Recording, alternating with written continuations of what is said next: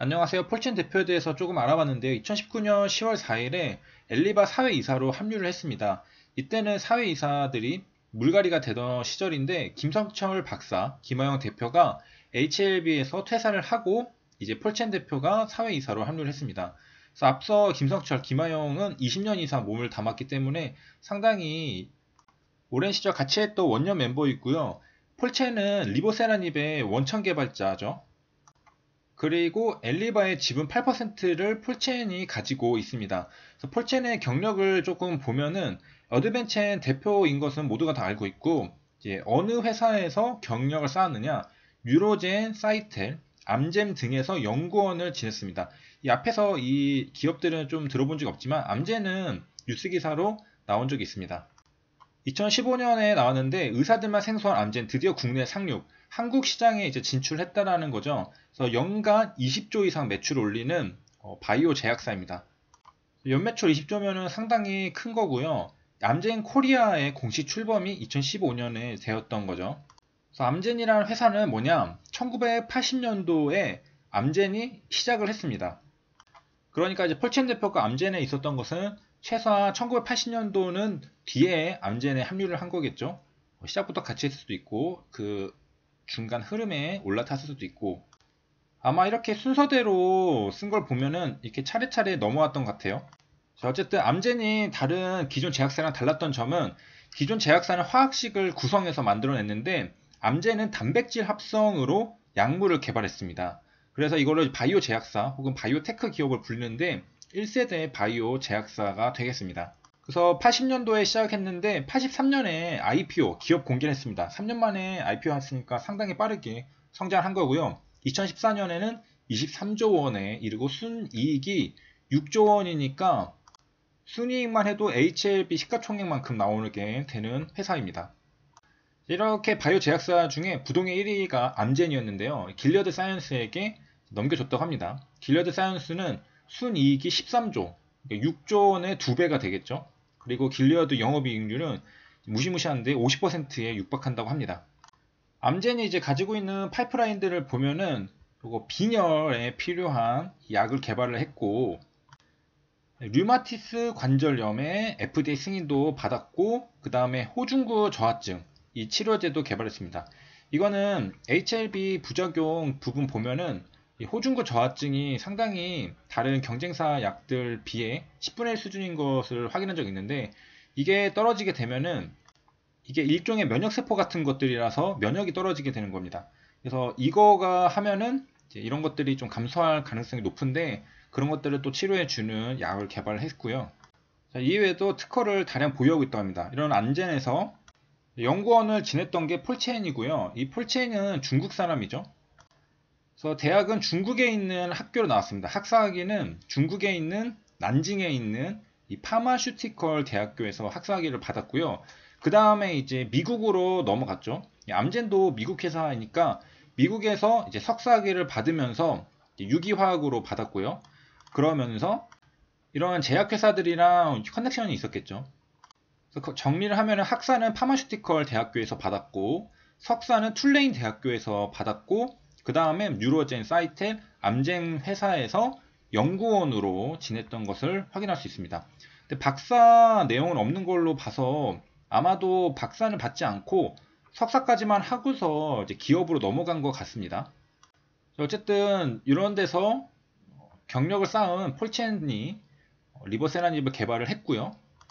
그 다음에 이전 영상들에서 특허가 폴첸이랑 어드벤첸이 가지고 있는 것을 확인했고 이게 중국에서 지금 항서제약은 아이탄이라는 이름으로 성분 아파티닙이고요. 판매가 되고 있고 그 다음에 한국에서는 HLB 기업이 이거를 개발해서 글로벌하게 판매하려고 준비를 하고 있죠. 자, 이렇게 펄첸이 사회이사로 들어왔다는 거고 원년 멤버들 퇴사하고 알렉스 킴이 대표로 자리를 잡았었죠. 그런데 이제 알렉스 킴은 재무 전문가입니다. 기사 내용을 보면은 알렉스 킴도 개발자가 아니라 금융 및 경영 전문가이기 때문에 엘리바 대표의 자리에 어울리는 인물이라고 엘리바 관계자가 말했다고 합니다.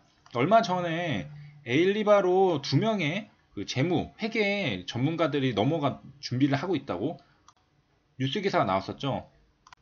이게 뉴스 기사도 잘 읽어야 되는 게 출발했다라는 것과 출발할 예정이다, 출발할 준비 중이다, 출발할 계획이다.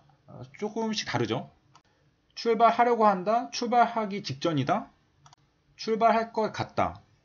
그래서 기사 읽는 게 상당히 생각보다 꼼꼼하게 읽어야 되는 점이고, 그 다음에 이제 약 개발은 끝났다. 2015년에, 2019년이죠. 이때 얘기가 이제 나온 거고, 판매 단계로 돌아서면서 이제 개발자 위주로 돌아갔던 회사가 제 자리로 모양을 갖춰가는 것. 무슨 말이냐면은 개발은 끝났으니까 개발자는 필요가 없고 금융 전문가를 대표 자리에다가 딱 앉혀놨다라는 얘기죠.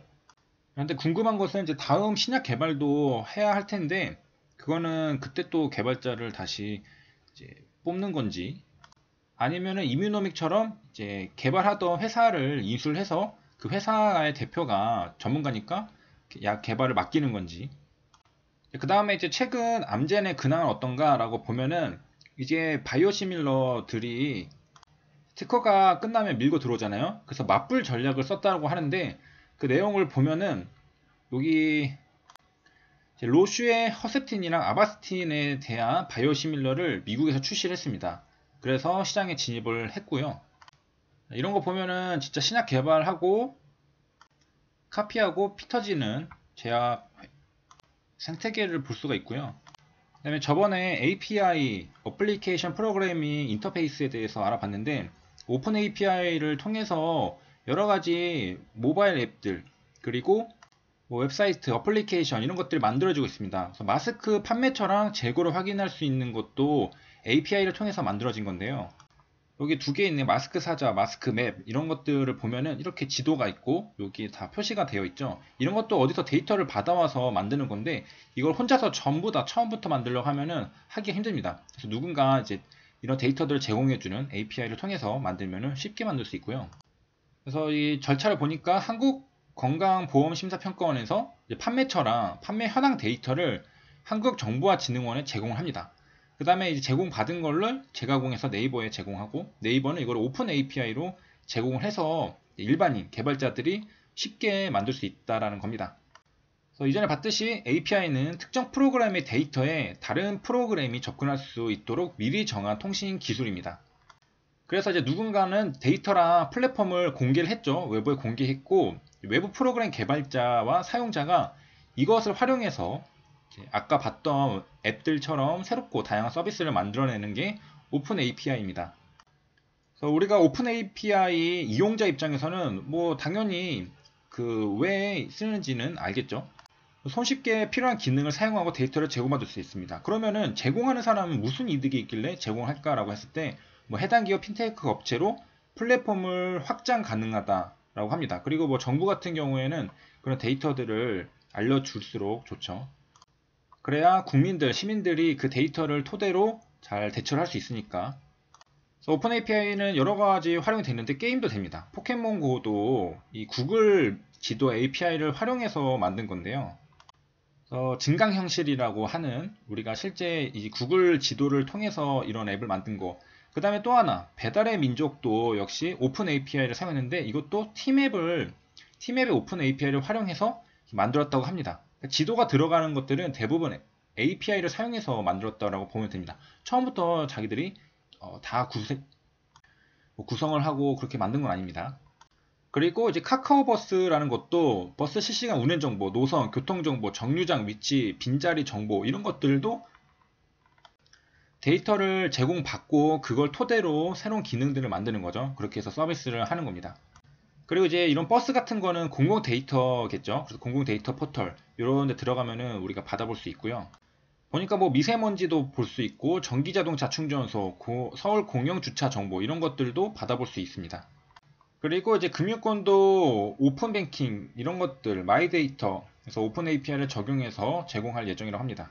이제 핀테크 기업이 있습니다. 뭐 창업하려는 사람들이 있겠죠. 그러면은 여기에서 그림처럼 오픈 API를 금융권에서 이제 제공을 해줍니다. 그러면 이걸 활용해가지고 이제 또 어떤 서비스를 할 수 있는 거고요.